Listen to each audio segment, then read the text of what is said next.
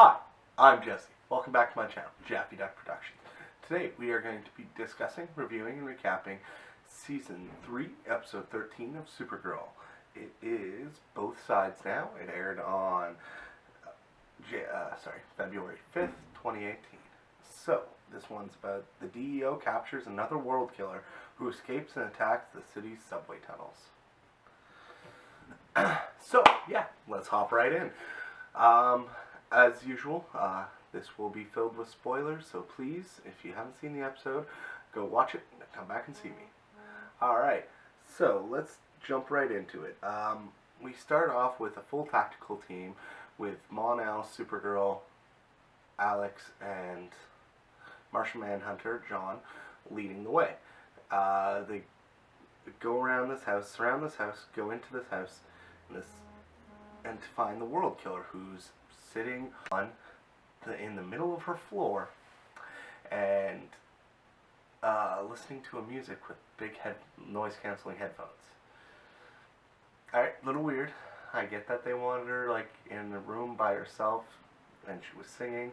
So yeah, that's interesting, but also really just sitting in the middle of the floor. Alright, moving on. Wynn's in the little command van with a Nerf gun for some reason, doing tactical information. So we cut to her. Supergirl kind of like, hey, you there? And she's really scared. So Supergirl's talking her down. She goes to reach her hand out to her, and Alex freaks out. Like, freaks out, don't you dare touch her, blah, blah, blah.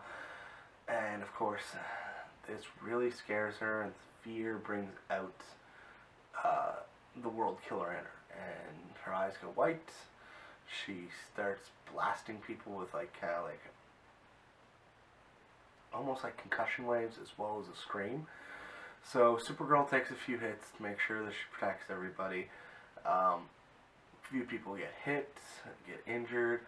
So what she does is she freezes her in that one room. And then Martian Manhunter goes in, phases through, cuffs her with, I'm assuming, a type of metahuman cuff that stops her powers from working. This is all great. So they've captured her, and they get back to the DEO, and Alex is like really celebratory. Yes, so they're really celebratory. And Alex said, well, that could have gone worse.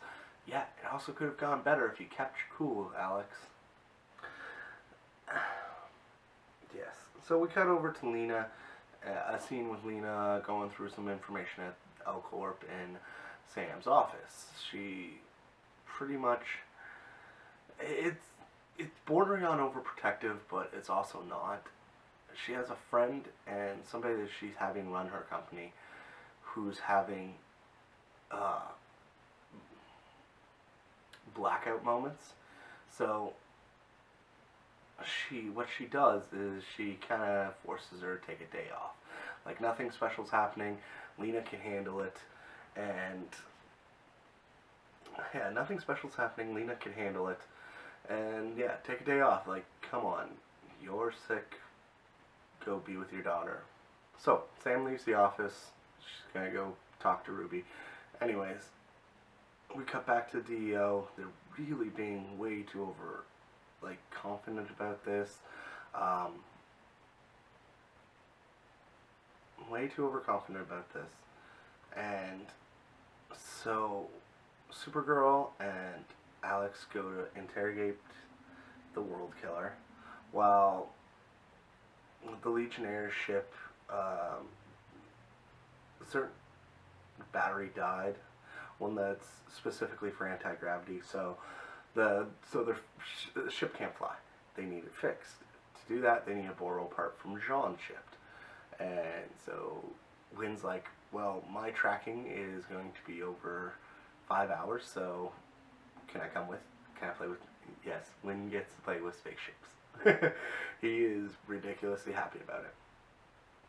So, another point there is Oh yeah, they found a Kryptonian crystal in the World Killer's house. So, and that's the same kind of crystal that you would take to, for example, that Superman takes to the Fortress of Solitude and gives him information. So, that means World Killer would have their own base, and their crystal would take them there. And place that crystal in there, and they get information. So, Wynn's got a tracking system up for that crystal to hopefully find the Fortress of Dirt, even though they don't know it's the Fortress of Dirt. And Supergirl and Alex are going to talk to the World Killer. They're going at it. Alex is being paranoid and being a bitch. World Killer reveals her name. She is Purity. White eyes equals Purity. And they kind of do this bad cop, good cop thing. Obviously, Supergirl's the good cop. Alex is the bad cop. Supergirl's trying to get through to Julia. Alex is just trying to intimidate Purity. And they're both working on different angles of it. It's very interesting. And, yeah.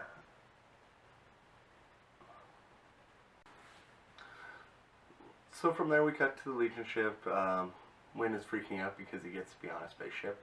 I explained a little earlier that they need a boost specifically for the anti-gravity. Mon-El's having a little trouble with it. Anyways, we cut back to Supergirl working on Julia again. And Purity does something very good. She's trying to play into what Alex believes, and that's trying to convince them that Julia is just an act and not a weakness. And this just pisses off Alex even more. So she goes up and she has a great line. "You're not a god, you're just meat and bones." So we'll cut away. Supergirl and Alex are walking away. Alex is being really hard and cynical about this, and it's a little out of what Alex does. She believes in Supergirl. She believes in what Supergirl can do with people, not just what she can do with her powers, but she believes what she can do with people. So it's confusing that Alex doesn't believe that Supergirl can help bring her back. And the hard and cynical, it's just kind of out of left field for me, and I don't quite like how they did her character there. Anyways, moving on. We cut back to the Legion ship. There, Mon-El is having a lot of trouble. Sprock, apparently a Legion swear, future swearing, sorry. So he says Sprock, Saturn Girl comes in to try to help. Mon-El kind of dismisses her, and they have this weird spat thing. Oh, marital tension, yay. Yeah, so awkwardness, and of course both Martian Manhunter and Wynn are there to see it. Alright, side note, Wynn was working with Mon-El before he left to make him a super suit. Whatever happened to that? Random question, but kind of curious now. So we cut back to more interrogation. It looks like Purity's really good at reading people. She reads off Alex, she's been hurt, blah blah blah. Alex reacts, really upsets her. Yeah, it's really well done. Purity rocks it, so we cut over to Sam and Ruby. Sam and Ruby are going to play hooky. They're going to go ice skating in the afternoon. Yep, we cut. And then back to DEO. DEO, so the crystal's connected with Wynn trying to search it. It looks like almost she has a telepathic connection to the crystal. Crystal overloads the systems, what awakens Rain. Rain leaves Ruby, just completely out of the blue. She just disappears on her. So the telepathic connection to the crystal, with it connected to the wires, overrides the security protocols. So she's able to break out of the cell, knock out Supergirl, and kind of beat her way through the thing.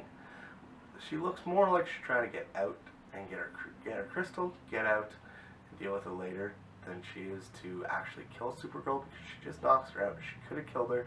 She was alone with her. Kind of surprised she didn't. So we cut to the Legion ship, where Mon-El is being sat down with Martian Manhunter, and they're having a nice chat over some Martian moonshine. The alien bar sells it. It's going pretty well. So they're having some moonshine, and they're just kind of talking it out. Martian Manhunter, of course, was married. It was a few centuries ago, but he was married for 76 years. There's no way you could keep secrets in a Martian household because, of course, people can read minds. And yeah, they're very, very. It was a very good moment between the two of them. And Mon-El reveals that he didn't marry Saturn Girl out of love. He married her to. They were friends. They were Legion. They were trying to unite the planets. Now, the planet that she's from was very, very against humans. So to kind of bridge the, not humans, specifically very, very against Earth. So to kind of bridge the gap, Mon-El married her to unite the planets. And after a time, he fell in love with her and she fell in love with him, and their marriage kind of worked like that. So they kind of fell for each other and started loving each other. Now that he's back in time, he was still pining after Supergirl when they started their marriage, and now he's back in time with Supergirl. It's a very confusing time for him. He doesn't know how he feels, which is understandable. It's a complexity of this character I love that they brought, because it really works for me. I love it. So, of course, they get interrupted. They get a call from the DEO. Purity has escaped, and yeah, she's gone down into the subway tunnels. So, as the DEO is going down into the subway tunnels to capture Purity, Ruby calls Lena to say her mom disappeared. She called her in. Ruby revealed that she does know that something's wrong. It's happened kind of a couple times, and so Ruby is paying attention. She knows that her mom is losing time, and she knows her mom doesn't want to reveal it, but this is the first time that she's just been kind of left completely in the dark, in the middle of nowhere kind of deal. Like, she was in the middle of a skating ring all by herself. She's 12 years old. So we cut down to Supergirl and all them getting down. So Supergirl, Alex, Mon-El, and Martian Manhunter, they all surround her. They take her off the train. Wynn has some dampeners, sonic dampeners that were able to block out her attacks. They actually worked. So yeah, they're fighting. She blasts a hole in the ground and ends up in a subway station. So it was like a subway on top of a subway kind of deal. Now they're in a subway station. She's fighting back, and they're trying to save people. She blasts out a pillar that Mon-El and Martian Manhunter grab. They're holding up to stop the tunnel from collapsing, essentially. As the other two fight, yeah. In a chokehold, Supergirl gets a little bit through Julia. Her eyes flash and flash back on, so they're getting through. Alex finally realizes that this is actually the case and is able to talk Julia back. Alex talks Julia completely back down to being just Julia. Then Rain shows up, of course. Oh well, best thing is that Julia didn't revert to being Purity. Rain takes them all down. She's about to kill Alex when Julia gives herself up. It's like, here, take me. They won't fight anymore. Just take me, get me out of here. I know you want me. And that's her goal. Like, killing a bunch of people and maybe killing Supergirl or maybe not getting a chance to. That's not her goal here. Her goal is to reunite her sisters. I don't remember if they actually said sisters. Anywho, her goal is to reunite them all. So she grabs security, oh sorry, Julie at the time, and shoots up and takes her away. And they lose track of her a couple minutes after they leave the subway. So we cut to the Fortress of Dirt. Rain brings her to the Hollow Nun. The Hollow Nun starts awakening her child. Like she's a child and the Hollow Nun's awakening her. I don't know where that's going to end, but nowhere good. So we cut over to the Legion ship. We cut over to the Legion ship. And it's Saturn Girl and Wynn have fixed it. There's some sort of conversion rate that was different. So instead of a 1-to-1 conversion, it was like converting centimeters to inches and meters to feet kind of deal. So they were converting it wrong. So what they did is, once they converted it right, they got the charging right. So they're able to charge their batteries for their anti-gravity. Wynn leaves after being excited and joking about letting him take it for a test drive. And Saturn Girl and Mon-El have some really nice hearts. Like, you feel really bad for both of them because they're both in a situation. They both do love each other, but this is the love he had before her. He was still in love with this woman when they first got married. Now they're back, and Mon-El's having confusing feelings. He doesn't know if he still loves Supergirl. He still definitely cares about her, but he doesn't know if he loves her. And then Saturn Girl drops the mic, and she goes, "It's time to tell you the truth about why me and Brainy are on this mission. The truth." Big ass question mark that of course they don't answer at the end of this episode. And instead we go right to Sam and Lena. Sam comes back. She's talking to Lena. She starts freaking out about Lena telling Ruby when Ruby pretty much figured it out for herself. She's a smart girl, apparently. She was like, "You told a 12-year-old that her mom has some sort of uncorrect blah blah blah blah blah." She starts freaking out, and she starts going to Rain, and she starts telling. How did she say it? She gives a resounding, commanding silence to Lena. She turns around, her eyes flash, and she's back to being Sam. And Lena, there's a thing that Lena goes, I think there's a thing that goes click, click, click in Lena's head. I'm not sure if she realizes she's Rain, but she realizes there's a split personality and there's something else in there. And with the eye change color, she's like, "I promise you, Sam, we're going to figure this out. I know what's happening and I will cure you. I will help you."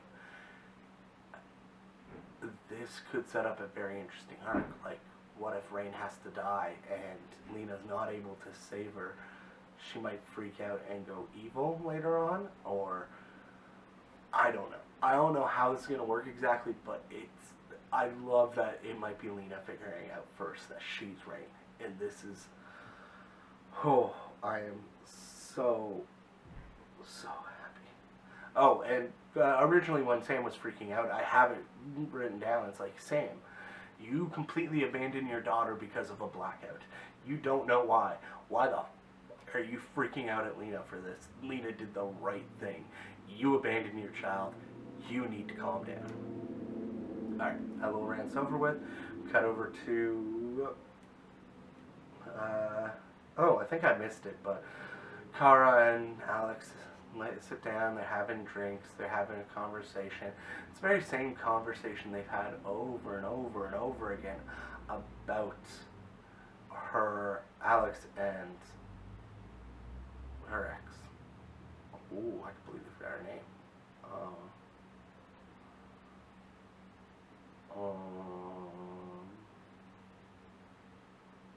Maggie. Wow, completely forgot. Anyways, so Alex and Maggie, and it's the same conversations we've been having again and again and again and again. I'm actually kind of getting tired of it. Like, if they didn't cover the exact same stuff over and over again if it was a different part of this conversation, but it just sounds the same every time. I'm just, oh. So, let's get into the rating of this episode. A couple of points about it is I really didn't like how they treated Alex as a character this episode.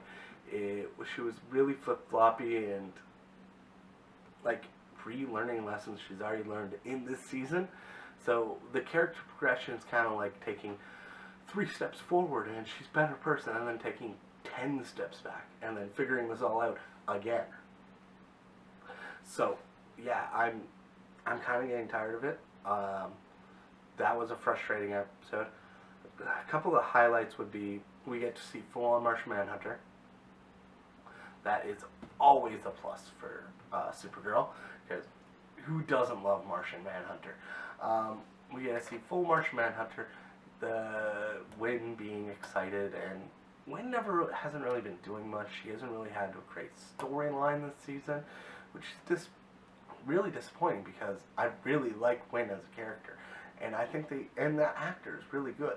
They need to do more with him. And that's another, well, nothing specifically for this episode, but like they need to do more with Wynn. I love Wynn, more Wynn. Give him something better to do. Like the actor proves he can handle it, and yeah, I'm really intrigued. I really want them to do something better with Wynn.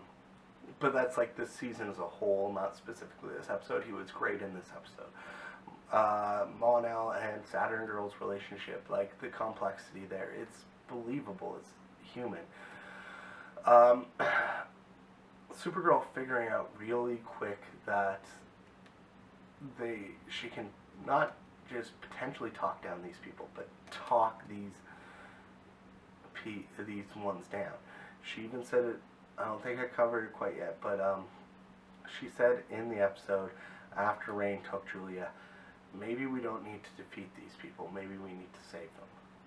Because if there's a human part of each of them that they can reach, then potentially they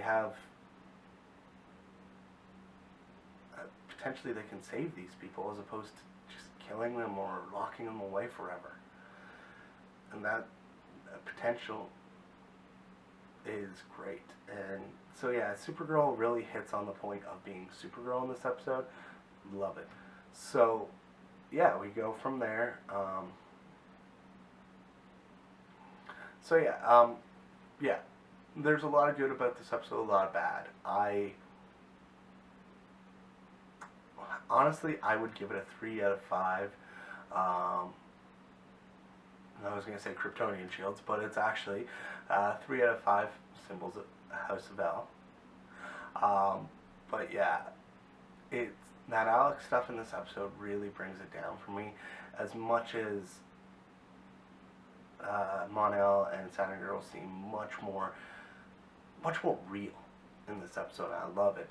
Martian Manhunter is great.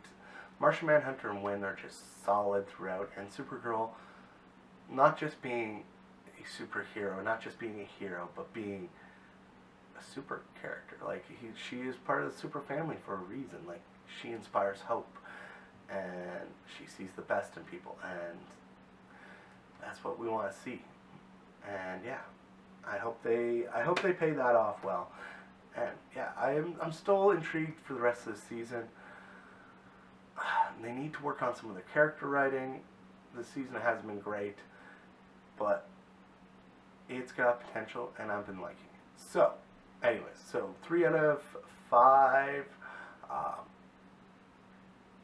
House of L symbols, and yeah, that's been this episode. Thanks again for tuning in, guys. Please like, comment, share, do all the fun stuff. I'd love to hear about your thoughts about this episode in the comments down below. What do you agree with? What do you disagree with? Anyways, I've been Jesse. This is JaffyDuck Productions. I love you guys. See you later.